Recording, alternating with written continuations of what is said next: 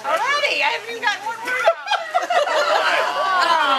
Now I'm going to cry. Hey, Scott, you guys get in. The first thing I just wanted to say was thank you to everybody for coming, but really, Sandy and Scott need to know that probably 5 or 6 months ago we decided we were going to do this for you guys, and literally every single person was so excited, wanting to know how they could help, and it's just a testament to how much everybody loved you guys. This is too hard! This is harder than the practice round, Jen. Oh, look, everybody's crying. I got something up. It's dusty in here. It's so dusty out here.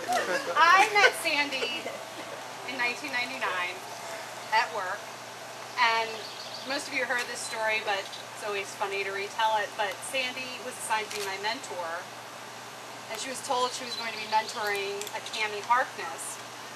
And obviously, hearing Cammie Harkness, she assumed I was black. So, when she met me, I was actually initially a little bit of a shock to her when the white girl from New York showed up. But Sandy and I actually immediately clicked, and we would talk all the time at work, and we realized that basically we were married to the same idiots. No offense. No offense at all. We just knew that we really...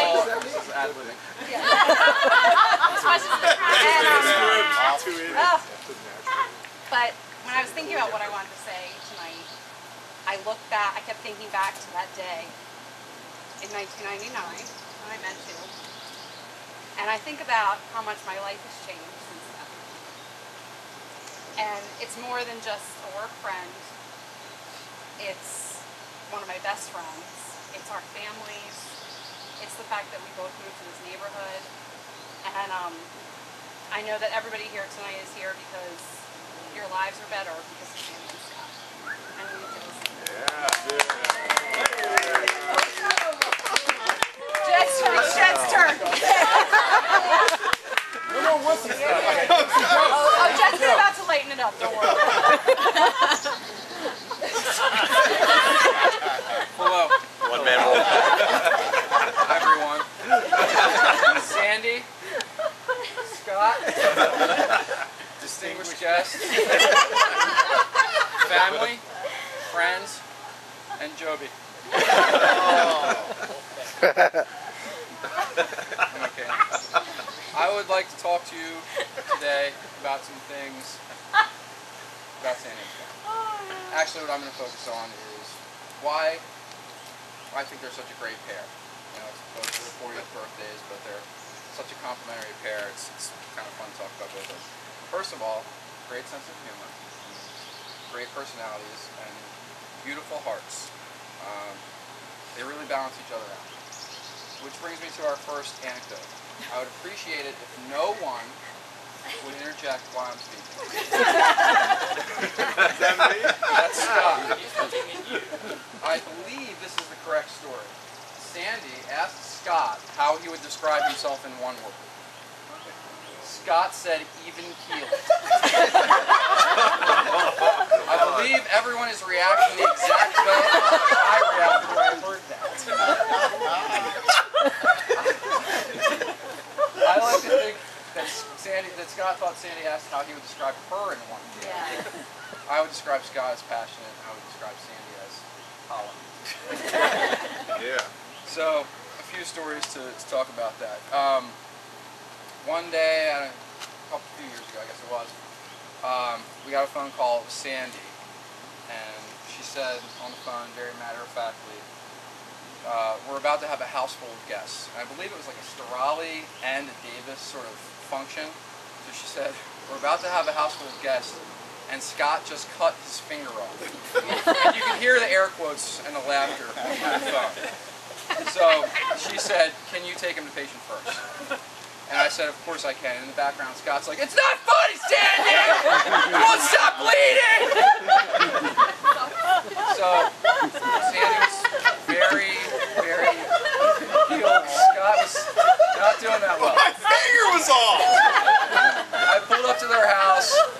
I got up there. Scott came out with a towel wrapped around his finger, and he was like walking up. He got in the car, and he's like, oh my God, I can't believe I did this. So I took in a patient first. We sat there for a while. He was like squeezing his finger. He finally got in. I'm sitting out there watching TV. 2 minutes later, he comes out. Band-Aid, 0 stitches. They used the glue. Can't stitch the tip. No interjection. Nice. Meanwhile, Even cute. Sandy was obviously at home with 2 families converging on her house, getting everything together and making sure everything was okay. I dropped Scott off. He went back in, and I'm sure he was probably told her he got like 8 stitches. He took the bandage off like 2 weeks later, and it was fine. But anyway, this is a quick one. Actually, we added this the other night. We were over at Sandy and Scott's, and Scott, there was some kind of like, people went out, it was all girls, and Scott's like, I can't believe it. Whenever Sandy goes out for girls' night, she comes back, it's like 2 o'clock in the morning, she turns on every light, she throws the doors open, she talks to me, she's yelling, she gets in bed, she starts talking to me. And it's like, whenever I come home after boys' night, I just gently, really and I get in, and I slide in. So, I'm not so sure that that's actually the right way It's pretty happen, but anyway. Quiet. Okay. Subtle. Next anecdote, if I might. Okay, so this is Scott's 30th birthday in Ocean City. Now this is the weekend after September 11th, which was like a very, it was a pretty emotional time, obviously. So we're in Ocean City to celebrate Scott's 30th birthday. It's them, us, a bunch of Sandy and Scott's college friends. And as you might imagine, the emotions were running high, which made us drink even more than usual, which is unbelievable. Sandy was pregnant. Scott, I asked you not to interject.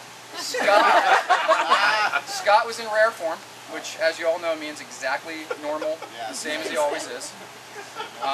So, we went to all these bars, we drank into the apartment, we did all this stuff, went out to eat. We're all over the place, all over Ocean City the whole time. Sandy's 8 months pregnant. She's driving us everywhere. We're all acting like complete idiots. Meanwhile, we're watching TV and all kinds of stuff, and it was an emotional time, but it was, I guess basically my point is, we were really, really, really crazy driving to convenience stores to get porn and things like that. It's just like stupid stuff. Sandy is driving us all around, making breakfast, getting people up, making sure everyone's okay, and it was just like, I don't know. By the way, Sandy even bought porn because that's what everyone's doing. And she bought porn and Tums. It's our tradition. Girls buy porn in Ocean City. That's what we do. It was an emotional time. So the last thing I want to talk about is something maybe a little less funny, but hopefully not much. But Cammie and I met Sandy and Scott when I was about 25, which is a couple years ago. We were recently married. Sandy was pregnant with Luke at the time. No, not when we met. Well, I met her. Yeah, but she had just had Luke when I met her. It wasn't that long later.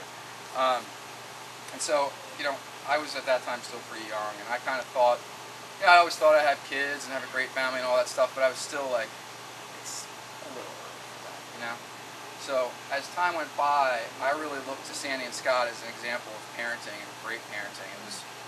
They were only a couple years older than us, but as Luke and Ben, started growing up, I saw things that Sandy and Scott did that showed me that just how much I wanted to be a parent, and how good parents can be. One of the things in particular, though, that was especially constructive to me, Luke is obviously Scott's son, and I wanted to have a son too. And one night, we spent the night at Sandy and Scott's after getting hammered. I don't mean that to be a theme, but Scott got up just like always with no hangover, feeling fine, cut up like a lot of pineapple. Okay? So Luke's probably 4 at the time. No, he was at least 3 or 4. The interjecting is dropping. Anyway, Scott has great knife skills, as we all know, but cut up a lot of pineapple. Are they 1-inch squares? Yeah. So we're all just hanging out. I feel horrendous. I'm sitting there. I feel horrible. Luke at 3 or 4 was just pummeling the pineapple. I mean, like eating all of it. which, as we've seen with those fries from the other night, that kid can really eat. So Scott's like, all right, stop, no more. Let somebody else have something. And Luke goes, I want some more pineapple. And Scott goes, 2 more pieces of pineapple. And Luke goes, 3 pieces of pineapple? And Scott goes, 2 pieces of pineapple. Luke, 3 pieces of pineapple? Scott, 2 pieces of pineapple. Luke, 3 pieces of pineapple? And Scott goes, get upstairs, Luke, go to your room! No pieces of pineapple!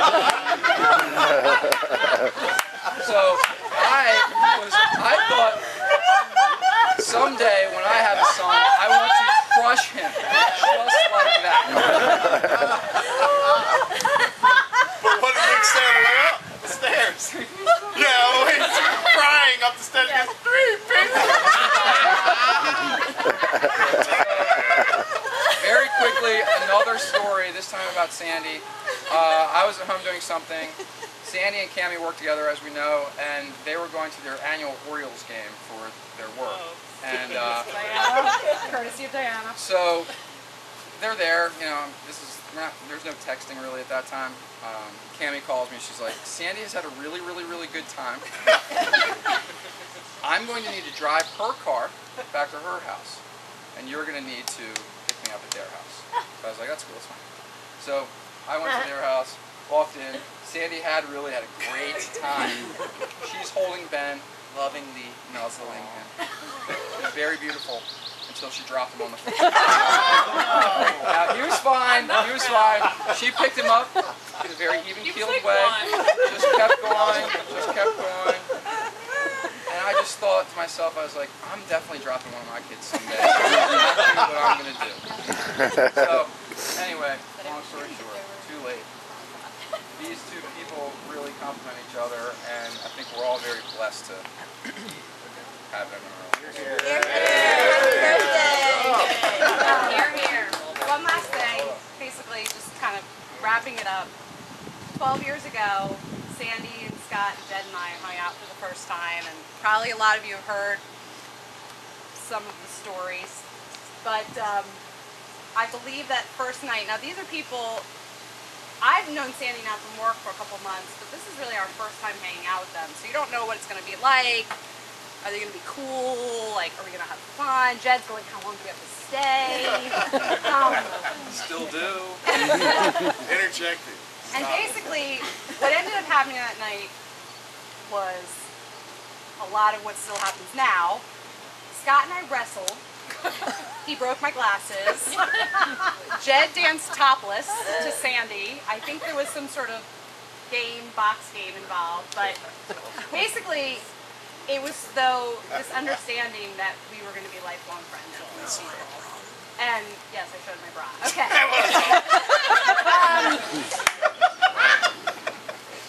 And since that time, there's just been countless amazing memories, and I think everybody here can agree that with you guys in our lives, it's always more fun. So raise your cups to Sandy and Scott. Cheers. I have to say something really quick, and I'm going to quote one of my favorite people to quote, Grace Jesselyn. The other day, she said to Sophie, you know what, we're best friends, and you want to know why? Because I've known you since you were born, and our parents have been friends forever, and they're going to be friends forever, so we have to keep being best friends. And I said, that is a true statement. You guys have to always be friends, so, and we will. Thank you. Thank you, everyone. Yes. This is a group This effort. is amazing. Yeah.